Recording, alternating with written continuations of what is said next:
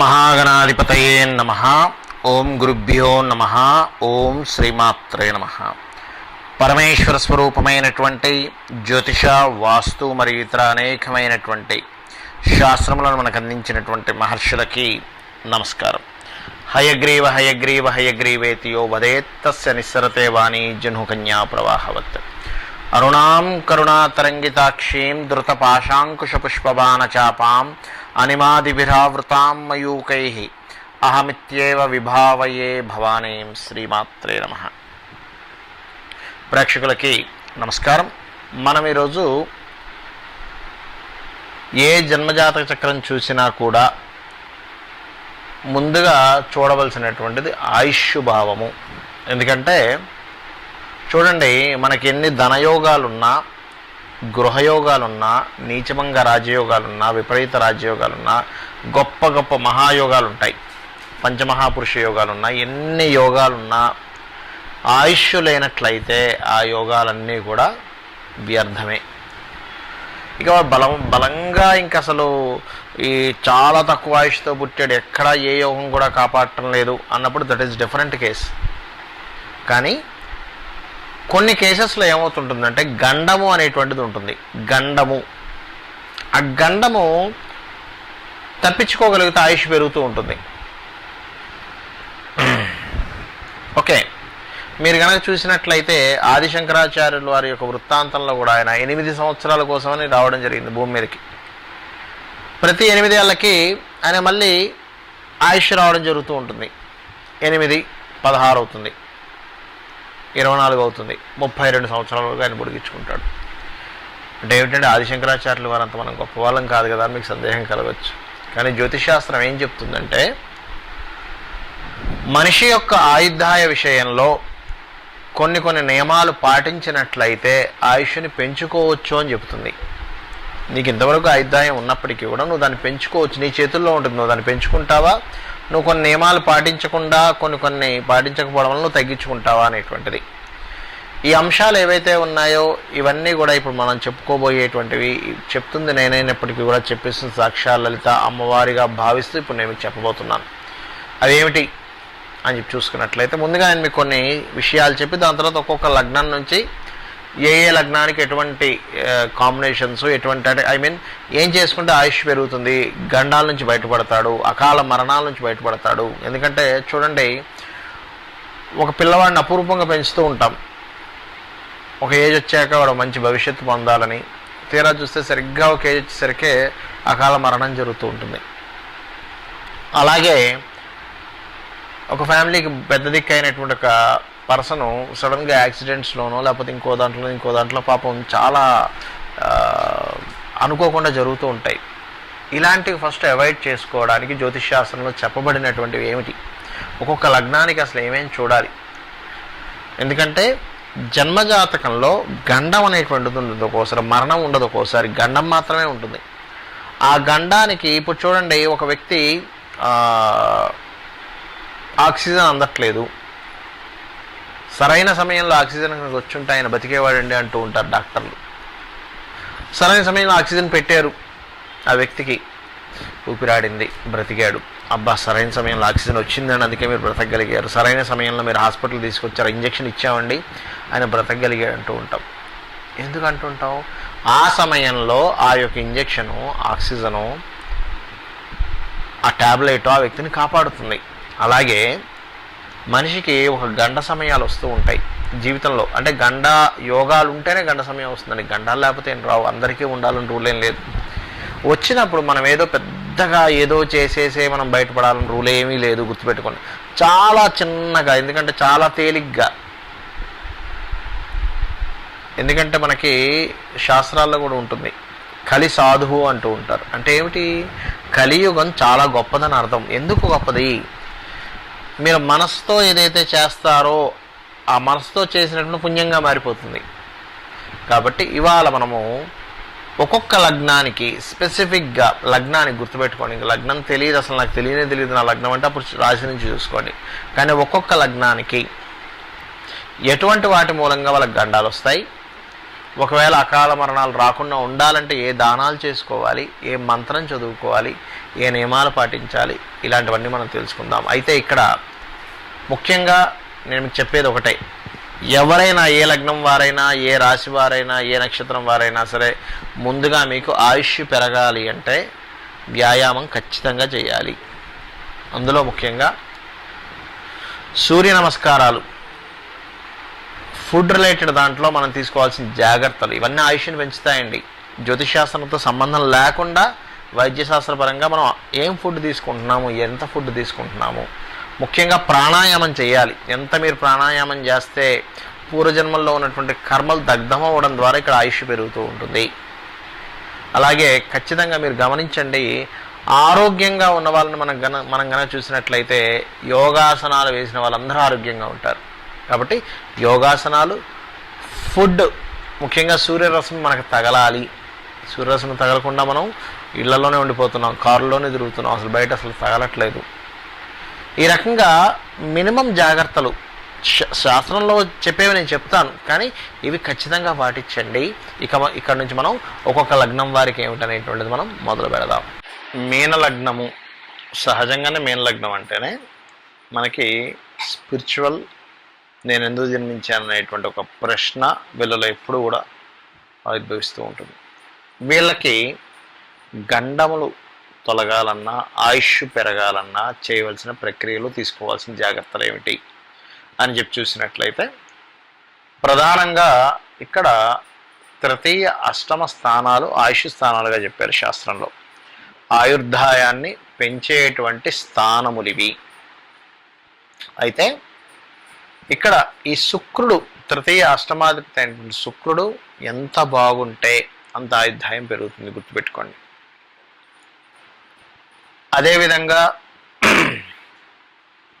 గమనించినట్లయితే ఈ తృతీయ అష్టమాధిపతి బాగుండడము మరియు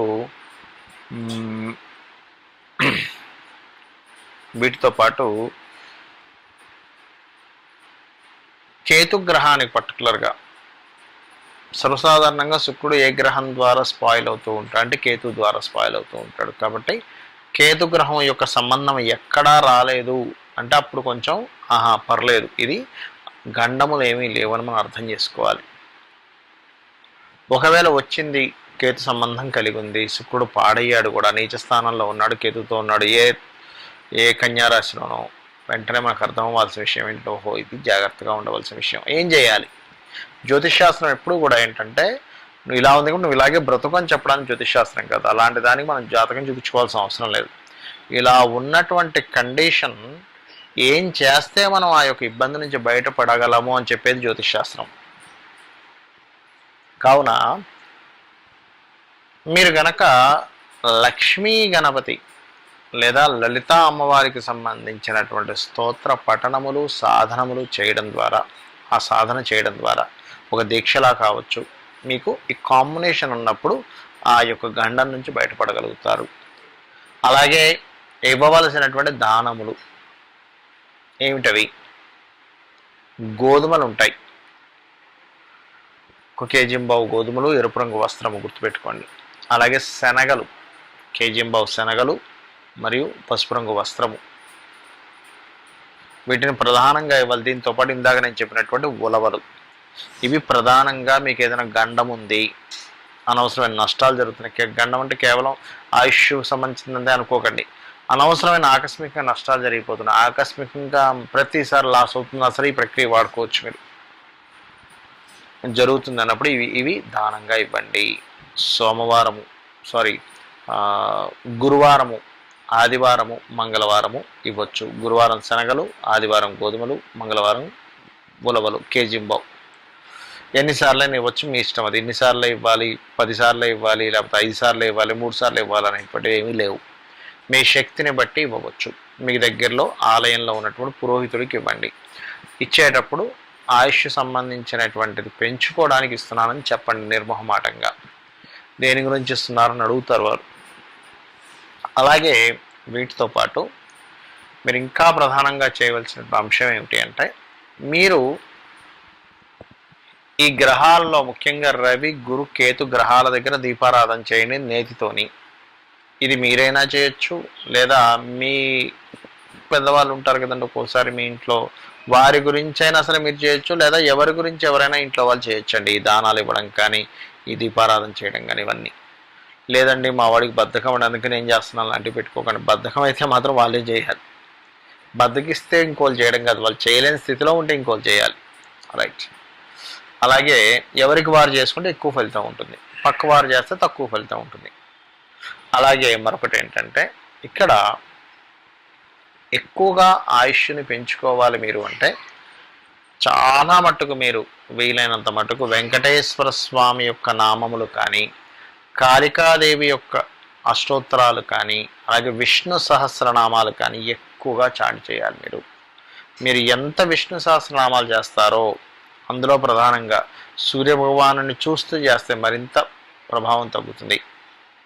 అలాగే మరొకటి ఏంటంటే, ఇక్కడ కొన్ని మిస్కమ్యూనికేషన్స్, ముఖ్యంగా ఫైనాన్స్ విషయంలో కావచ్చు, స్త్రీల విషయంలో కావచ్చు, తోబుట్టువుల్లో స్త్రీలు పురుషులు ఉంటారు, అంటే తమ్ముళ్ళు చెల్లెళ్ళు, తమ్ముళ్ళు అన్నలు ఉంటే చెల్లెళ్ళు అక్కలు కూడా ఉంటారు. వారితో జరిగిన మిస్కమ్యూనికేషన్స్ వల్ల కూడా మీకు కొంత మనసులో కలిగిన ఒక బాధ వల్ల కూడా కొన్ని గండాలు ఏర్పడుతూ ఉంటాయి. అంటే ఇది ఎలా అంటే, పాస్ట్ లైఫ్లో ఆల్రెడీ కొంత కర్మ ఉంటుంది.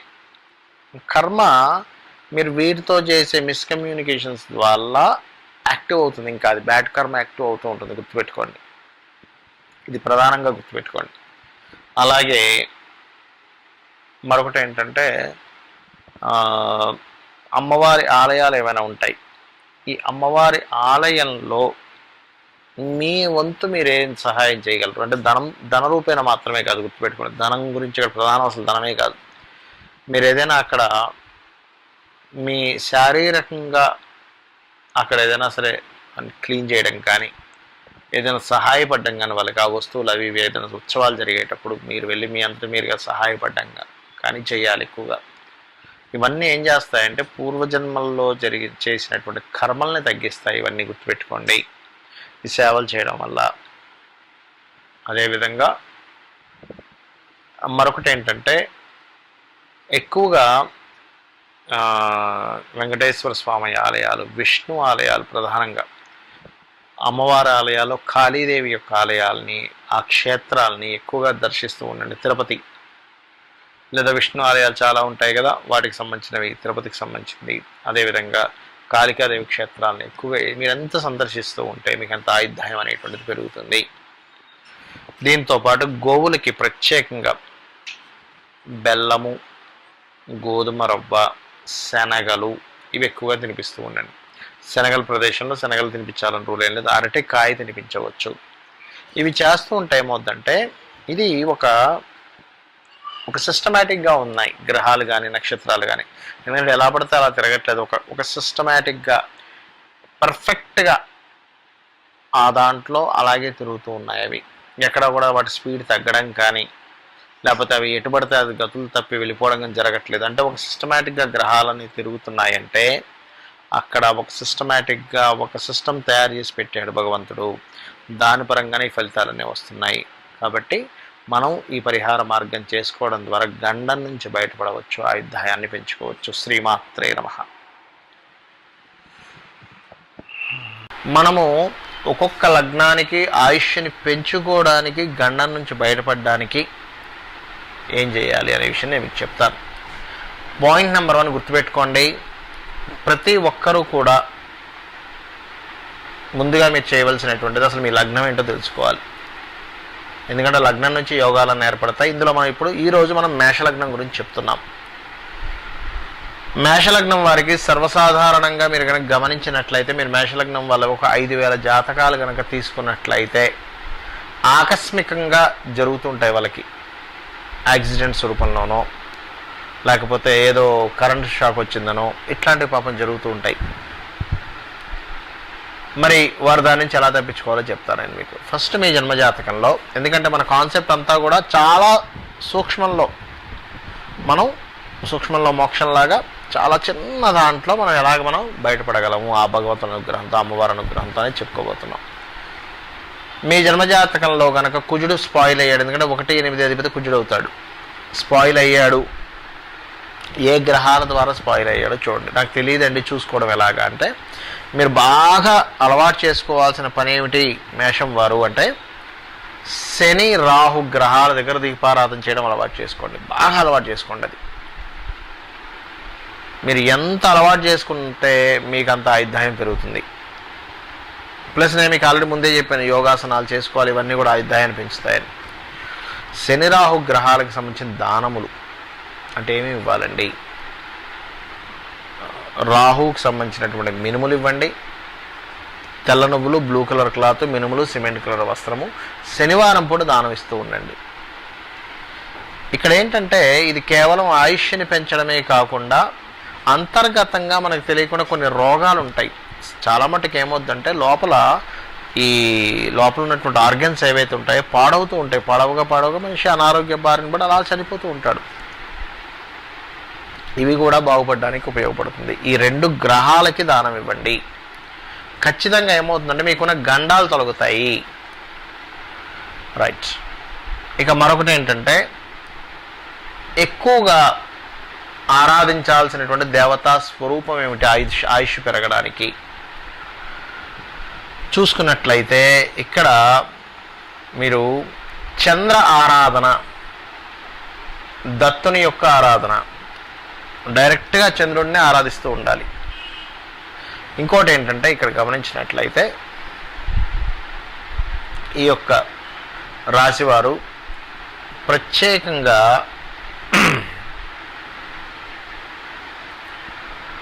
మీకు టెంపుల్స్ అవి మనకి చూడండి, ఉత్సవాలు జరుగుతూ ఉంటాయి ఆలయాల్లో. ఉత్సవములు జరుగుతున్నప్పుడు అక్కడ మీరు దైవ సంబంధించినటువంటి కార్యక్రమాల్లో, భగవత్ సంబంధించిన కార్యక్రమాల్లో ఎక్కువగా పాల్గొంటూ మీకు వీలైనట్లయితే అటువంటి ఉత్సవాలలో అరటి పళ్ళని పంచిపెట్టండి. అరటి పళ్ళు అక్కడికి వచ్చిన వాళ్ళు ఉంటారుగా, వాళ్ళు ఏదైనా తింటే బాగున్ను, ఏదైనా ఫుడ్ ఉంటే బాగున్ను, అరటి పళ్ళు పంచిపెట్టండి. మీరే చూస్తారు, అరే నిజమే కదా, నా గండాలు తొలగిపోతున్నాయి, నాకు క్షణకాలంలో అప్పటికప్పుడు ఏదో జరగవలసింది మిస్ అయిందే అని అనుకుంటూ ఉంటారు. అలాగే మరొక విషయం ఏంటంటే నీరు, చలివేంద్రాలు పెడుతూ ఉంటారు. అంటే సామాజికమైన సేవ కూడా మనం చేస్తూ ఉండాలి. ఎందుకంటే మనకి చూడండి, సమాజంలో జీవులకి, మనుష్యులకి, పశుపక్షాదులకి సేవ చేస్తూ ఉంటే కూడా అది పుణ్యం రూపంలో మనకు వస్తూ ఉంటుంది. ఎప్పుడైతే ఆ పుణ్యం వస్తుందో ఆ పుణ్యం అనేటువంటిది మనకి ఆయుష్ని, ఆకస్మిక మరణాలు రాకుండా అడ్డుపడుతూ ఉంటుంది. కాబట్టి మీరు ఏం చేస్తారంటే ముఖ్యంగా నీటిని పక్షులకు కానీ, లేదా ఎండాకాలంలో చలివేంద్రాలు ఉంటాయి, చలివేంద్రాలు పెట్టడం కానీ ఇవి చేయండి. మీరే చూస్తారు అసలు బా నిజమే కదా, అసలు చిన్న చిన్న గండాలని తొలగిపోతున్నాయి, అవమానాలు తొలగిపోతున్నాయి, గండాలు తొలగిపోతున్నాయి అని మీకు తెలుస్తూ ఉంటుంది. చిన్న స్పాట్లో మిస్ అయ్యానండి అంటూ ఉంటారు. అయితే మీకు సందేహం కలగవచ్చు, ఏమండి మరి మరణాన్ని తప్పించగలమా అని. నేనేమంటానంటే జ్యోతిష్ శాస్త్రం ఏం చెప్తుందంటే గండం అనేటువంటిది ఉన్నప్పుడు తప్పుతుంది అని చెప్తుంది. చాలామంది నేను చాలా జాతకాలు చూసినప్పుడు పలానా సంవత్సరంలో మనిషి చనిపోవాల్సింది అక్కడ సరిగ్గా పెద్ద హెల్త్ ఇష్యూ వచ్చి మళ్ళీ బయటపడడం చూసా. ఆ హెల్త్ ఇష్యూ వచ్చినప్పుడు ఏం చేశారమ్మా అడిగితే, హెల్త్ ఇష్యూ వచ్చి మంచం మీద పడిపోయాడండి మనిషి, హాస్పిటల్లో ఐసీయూలోకి వెళ్ళిపోయారు. ఆ సమయంలో మాకు తెలిసినటువంటి పురోహితులను అడిగితే పలానా గ్రహజపం చేయించుకోండి, పలానా చేయండి అన్నారు, బయటపడ్డారు మళ్ళీ అంటూ ఉంటారు. మీరు చూడండి, ప్రతి ఒక్కరి లైఫ్లో జరుగుతూ ఉంటుంది. అయితే అంత పెద్ద ఏదో ధనం కట్టేసి అంత పెద్ద కాబట్టి మనం చిన్నది చేస్తున్నాం, చాలా చిన్నది. ఎందుకంటే ఇది కలియుగం కదా, కాబట్టి అది చేయండి. అలాగే ఇందాక నేను చెప్పినటువంటి దానములు అండ్ ఈ దేవతా ఆరాధన ఎక్కువగా ఏంటంటే మీరు రాజరాజేశ్వరి అమ్మవారు, దత్తాత్రేయుడికి సంబంధించిన స్తోత్రాలు ఎంత చదువుతూ ఉంటే మీ భాగ్యాధిపతి అవుతాడు, ఓపెన్ అవుతూ ఉంటుంది, మీ పుణ్యం అనేటువంటిది, ఆయుష్ అనేటువంటిది పెరగడం జరుగుతూ ఉంటుంది.